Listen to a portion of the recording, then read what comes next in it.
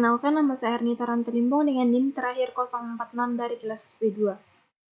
Pada presentasi ini saya akan membahas tentang pengenalan Python. Apa itu Python? Python merupakan bahasa pemrograman tingkat tinggi yang mudah dipelajari dan dikembangkan oleh Guido van Rossum. Python fokus pada keterbacaan kode dan produktivitas pengembangan. Secara singkat Python, tahun pembuatan 1991. Python terinspirasi dari bahasa A, B, C, dan modula tree. Penggunaan Python luas di berbagai industri dan bidang. Kelebihan Python yang pertama, mudah dipelajari. Kode yang mudah dipahami dan ditulis, cocok untuk pemula dan pengembang berpengalaman. Keanekaragaman library. Dukungan pustaka atau library yang luas dan kuat, contohnya NumPy, Pandas, dan Matplotlib. Yang ketiga, kode yang mudah dibaca atau readable code. Emphasize readability and simplicity. Menggunakan indentasi untuk menentukan blok kode. Penggunaan Python untuk pengembangan perangkat lunak dapat digunakan untuk mengembangkan aplikasi desktop, web, dan mobile. Analisis data digunakan dalam ilmu pengolahan data, statistik, dan visualisasi. Kecerdasan buatan dan pembelajaran mesin. Python merupakan salah satu bahasa utama dalam pengembangan model AI dan ML. Pengembangan web. Framework seperti Django dan Flash digunakan dalam pengembangan web. Struktur bahasa Python. Sintaksis Python yang mudah dipahami, diantaranya variabel, tipe data, dan operasi dasar.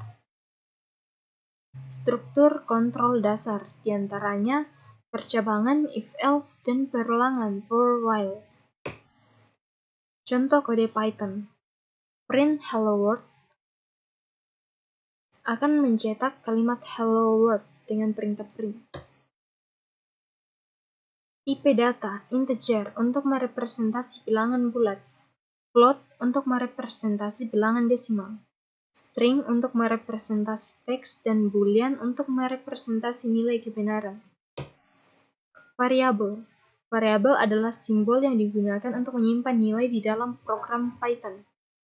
Python adalah bahasa pemrograman yang bersifat dinamis, sehingga tidak perlu mendeklarasikan tipe data variabel. Aturan penamaan variabel. Variabel diawali dengan huruf atau garis bawah, diikuti oleh huruf, angka, atau garis bawah. Contohnya nama, underscore umur, nilai underscore 1. Contoh penggunaan variabel di Python, umur sama dengan 25, nama sama dengan John, P sama dengan 3,14, is underscore student sama dengan true. Operator. Yang pertama, aritmatika yang terdiri dari penjumlahan, pengurangan, perkalian, pembagian, dan modulus. Yang kedua, perbandingan. Di antaranya sama dengan, tidak sama dengan, lebih dari, kurang dari, lebih dari atau sama dengan, kurang dari atau sama dengan.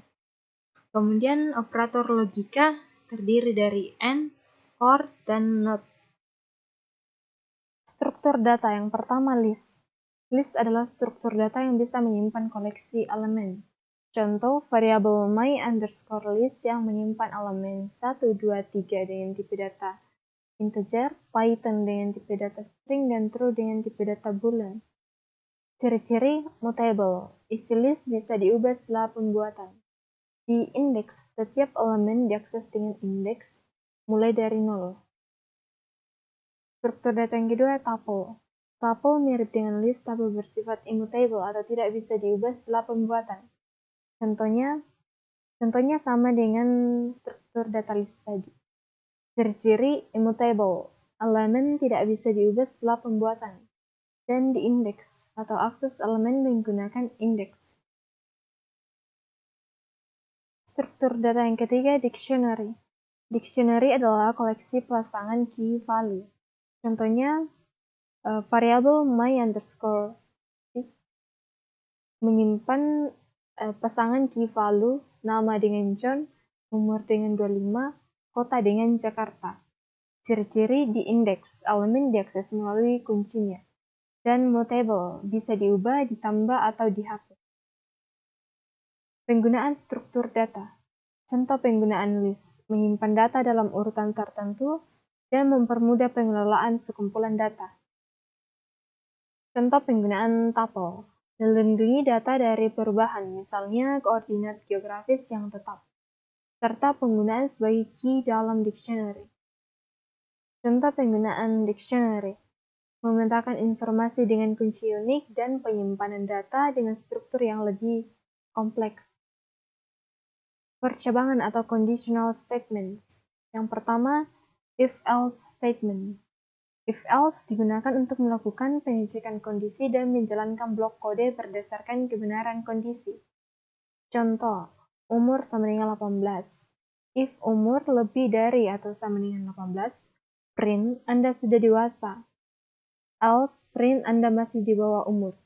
Jadi jika input yang dimasukkan 18 ke atas, maka yang akan dicetak adalah Anda sudah dewasa. Selain daripada itu, yang akan dicetak adalah Anda masih di bawah umur. Pernyataan elif digunakan untuk menambahkan kondisi alternatif. Perulangan atau loops. Yang pertama, for loop. Digunakan untuk melakukan iterasi melalui suatu urutan elemen. Contohnya ada pada poin kedua. Range function berguna untuk membuat rentang angka untuk iterasi. Perulangan yang kedua, while loop. While loop melakukan perulangan selama kondisi tertentu terpenuhi. Contohnya x sama dengan 0, while x kurang dari 5, print x tambah sama dengan 1. Jadi, nilai x ini akan terus melakukan perulangan dengan menambah dirinya dengan 1 selama dia kurang dari 5. Pentingnya penghentian. Penting untuk memastikan terdapat kondisi yang akan membuat loop berhenti. Penggunaan percabangan dan perulangan. Yang pertama untuk kontrol aliran program. If-else membantu program untuk mengambil keputusan berdasarkan keputusan tertentu, sedangkan loops memungkinkan program untuk melakukan tugas secara berulang. Optimasi kode dapat membantu menghindari pengulangan kode yang sama. Fungsi adalah blok kode yang dapat dipanggil untuk melakukan tugas tertentu, dengan tujuan membuat kode menjadi lebih terstruktur, dapat digunakan kembali atau reusable, dan mudah untuk dikelola. Pembuatan fungsi. Sintaksnya def nama underscore fungsi dalam kurung parameter, kemudian return hasil. Parameter merupakan variabel yang digunakan oleh fungsi, sedangkan return statement mengembalikan nilai dari fungsi. Pentingnya fungsi dalam pengembangan program. Untuk organisasi kode, fungsi membantu mengorganisasi kode program menjadi bagian-bagian yang lebih terkelola. Keterbacaan, mempermudah pembacaan dan pemeliharaan kode. Kemudian yang terakhir, reusabilitas, memungkinkan penggunaan kembali kode yang sudah dibuat. Library dan ekosistem Python. NumPy untuk komputasi numerik. Pandas untuk analisis data dan manipulasi dataset. Matplotlib untuk visualisasi data. Koneksi dengan bidang lain. Python dan IoT, penggunaan Python dalam mengembangkan solusi IoT. Python dan cloud computing, penggunaan Python dalam manajemen cloud dan pengembangan aplikasi cloud native. Python dan big data, peran Python dalam analisis dan pemrosesan big data. Sekian presentasi dari saya. Sekian dan terima kasih.